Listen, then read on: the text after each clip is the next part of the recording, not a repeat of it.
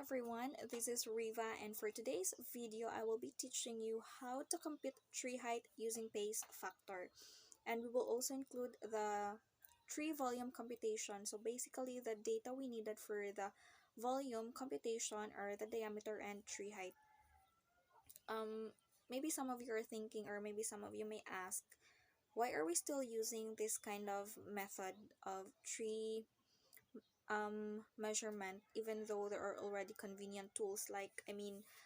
We can use hog altimeter, hypsometer, without without using pace factor, because that instruments don't need pace factor to compute the height. So for us as a forester, we should we should understand the basic forestry tools, the basic forestry computations, because trust me, wherever we go, we will always and always encounter these kind of computation, may it be in private or government agencies, especially when you're assigned in when you're assigned for the tree inventory. So if you don't have knowledge on that, that would be like that would be a shame, yeah, if you're a forester. So yeah, as what I have said earlier, what we need in volume computation are the diameter and the tree height. So um for the diameter measurement, we either use Biltmore stick or diameter tape, or I think there are still other forestry instruments we can use for measuring diameter of trees. But in my case, I only knew two, so that's Biltmore and diameter tape. But for this one, we assume that we use the diameter tape. So I have already here the data for the diameter, and so what we will be computing now are the or will be the tree height. So we assume that we use the clinometer, and in order for us to come up with the total height, we have to use trigonometry. So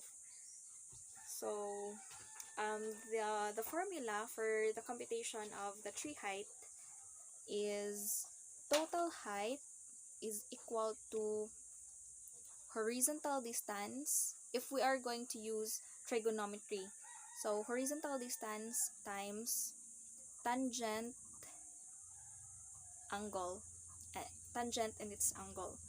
So in this case, we don't have horizontal distance. So instead of using horizontal distance, we are going to use our pace factor. So in this case, so total height is equal to horizontal distance times tangent and its angle.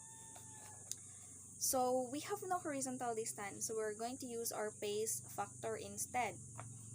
So how are we going to get our pace factor? Why are we making things complicated? Why are we still have to know these manual things, even though there are already convenient tools? So pace factor first, before I will do the or before I will teach you how to compute your pace factor, let me first enlighten you what pace factor is. So pace factor, is normally discussed in serving classes, but its application is not just for engineering students, because in my case, I'm a forester. We have a subject, forest engineering. So basically we use this pace factor thing. So anyone who is willing to be quantitative and loves knowledge will consider it to be a plus factor in life. And now we're going to define what is pace. No, in Bisaya, pace, that's gonna be pace. Wait. What? pace. Lakang or bikang, isa ka bikang, that's a pace. And in Tagalog, pace, it's hakbang. Am I right? Correct me if I'm wrong, ha? Yeah, I think that's hakbang in Tagalog. So, yeah, that's pace. And in English, that's pace. So, pace is actually defined as a single step taken when walking or running. So, um, pace factor is simply the ratio of your paces over time. So first and foremost, before going to the real computation of height, we have to determine first our pace factor. Now, by the way, I forgot there are actually three methods on computing your pace factor, but in this case, we're going to use the third method. That's gonna be the pace per second. So let's start how to how to compute your pace factor. Like for example, we are in a flat terrain. So this example we will be having in this video will like we assume that we are in a flat terrain. So how to get your pace factor? So first, you have to make at least 3 trials to get pace and time. You have to record your every paces you or every pace you will take, and also the time. And from the first point in the line, simultaneously count and time. That's gonna be in seconds. So your pace using a stopwatch, just walk the normal way you walk, like dili pas dili sad kayo hinay, like the normal way you walk, and record the total number of paces and time duration. So after that, you already have your data, you already have 3 trials or 5. That's gonna be, or that's better if you have 5 trials. So after that, you already have your data, you already have your pace, your time. You're going to average both. You have to average the results for paces and time separately. So, like for example, if my excuse me, if my first trial I have a pace of 55 and my time is 32, and for my second trial a I have 56 paces and I have 34 and 34 seconds, I mean. And for the last trial, I have 56 again paces within 32 seconds. So we are going to average the pace and time separately. So the average, so you have to total the 3 trials, 55 plus 56 plus 56 divided by 3, that would be the average. So the average of this one would be 55.67, and for your time, 32 plus 34 plus 32, you have an average of 32.67 seconds. So I have here the data. It's so blurry. I don't know. Yeah, so that's it. And as I have told you earlier that we are going to use the pace per second method of finding your pace factor. So in this case, pace factor is equal to your average pace divided by your average time. So 55, your average pace is 55.67 and your average time is 32.67. So if you're going to divide that one, you will come up a 1.70. So 1.70 is your pace factor. Pace factor in flat terrain. So in this one is in flat terrain. You have different Now this is kinda tricky, and I don't know, but it's like it's really a plus factor if you know how to compute tree height using pace factor. I just don't know, but it's kind of amazing for me. We have different pace factor in different slopes. Like for this one, it's flat terrain. I have 1.70 pace factor, and that's different if the slope is 45 or 18. We have different pace factor in that. So in this computation, we're only going to use our pace factor in flat terrain. So marag ano rin siya, what do you call that, usara ni siya ka pace factor atong gamiton sa tanan nato nga example.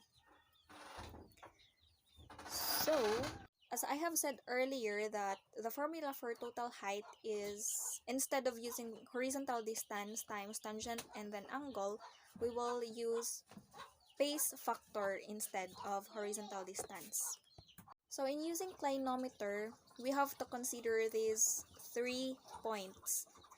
So if you are in the flat terrain or in the level ground, you have, we have different like readings, top and base reading. So if you are in the level ground, your top reading would be positive and your base reading would be negative. So if you're in uphill, so your line of sight, if you're in uphill, you are going to consider this point as well. So this is your line of sight, this one, and this is the base reading, and this is the top reading. So this one, these are all negative if you are measuring uphill. So that's all, that the reading from the top and reading from the bottom are all negative. And if you are downhill, here is your line of sight. So the tree is in the mountainous area, something. So both readings from the top and the bottom are all positive. So these are all positive. So we have to consider these 3 points. So I will repeat again. If you are measuring, or if you are measuring on the level ground, your reading from the top would be positive and your reading from the bottom would be negative. And if you are on uphill and your tree is downhill, both readings are negative. And if the tree is uphill and you're downhill, both readings are positive. So now, there are changes in formula. So our original formula is total height is equal to pace factor times tangent and then the angle. So again, if you're in the level ground, your formula would be this one. Total height is equal to pace factor times tangent, your reading from the top, minus tangent and your reading from the bottom. So this will be your formula. You will use this formula when you are in the level ground. And if you are in uphill, so uphill and the tree is downhill, both are negative. So your formula would be this one, pace factor times, you're just going to, since both negative, you're just going to reverse. Instead of RT minus RB, we are going to reverse RB minus RT. Tangent, reading from the base, minus tangent reading from the top. So this one, if you are uphill. And if you are downhill, your tree is uphill, both are negative. So your formula, that would be total height is equal to pace factor times tangent, your reading from the top, plus your tangent reading from the bottom. So we already have our pace factor. We already know how to compute our pace factor. And we already have, or we already know the 3 points to consider when using clinometer. So getting the angle. So after that, we have already the data for tree diameter, and we assume that I already prepared the different readings. No, but these readings are only in the level ground, since we are going, or we are using our pace factor in the level ground as well. So yeah, I have here. Now, so for volume computation, um, the unit for volume is cubic meter. So our diameter is in centimeter. So we are going to convert that one into meter.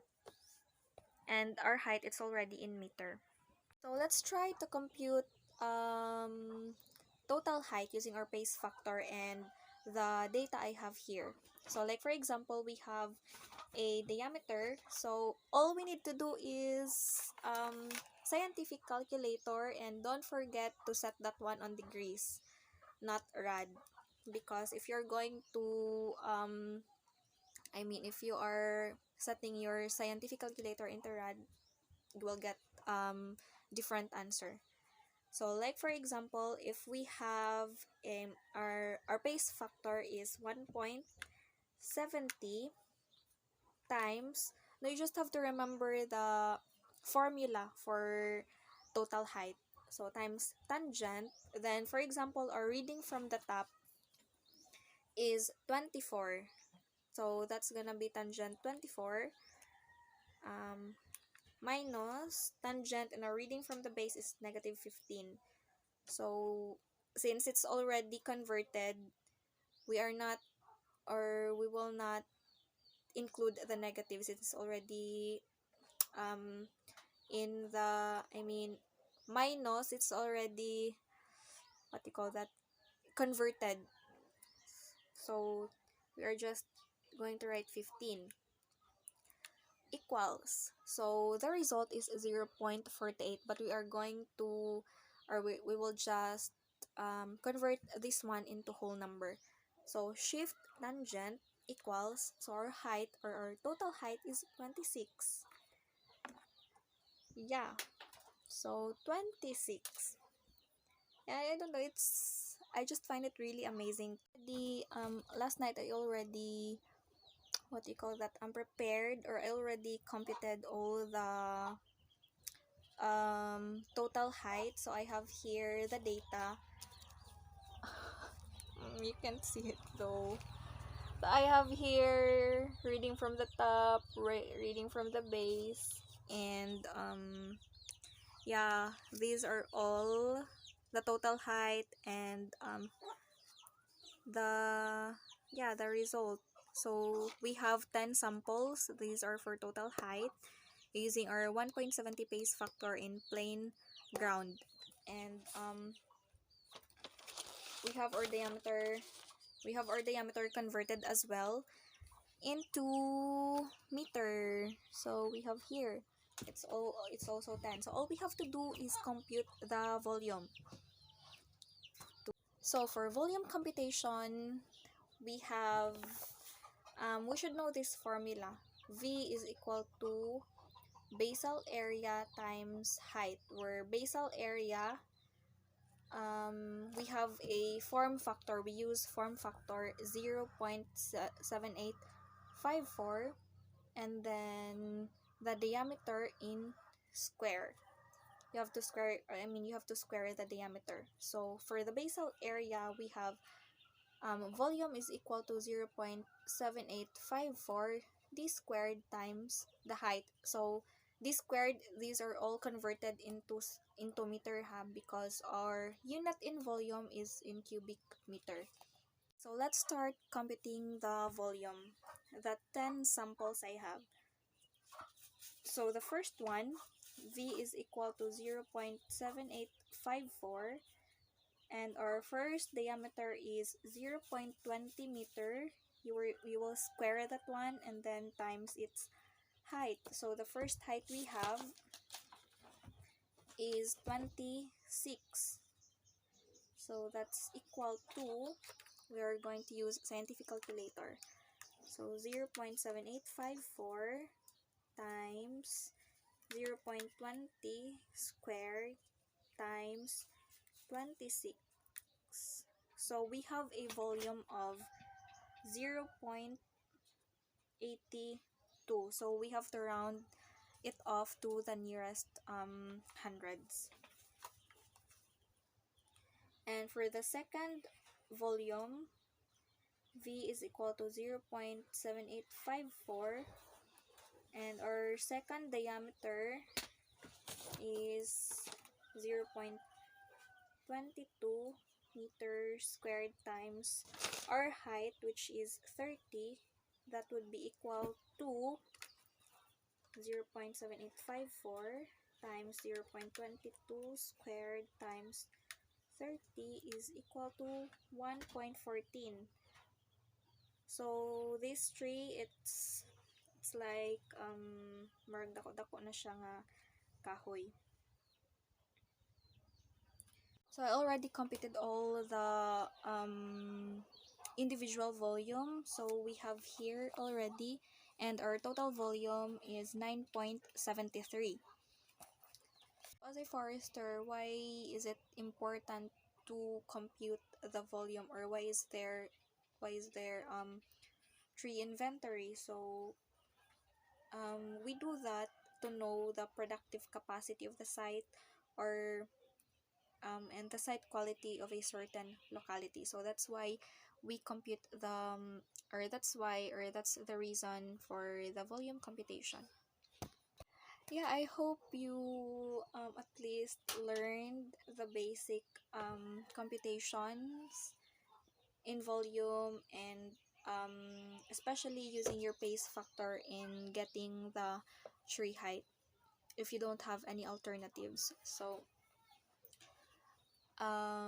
yeah, I hope you learned something from this video, and if you like it, please give it a thumbs up, and might as well subscribe to my channel. And yeah, see you in my next video. Bye.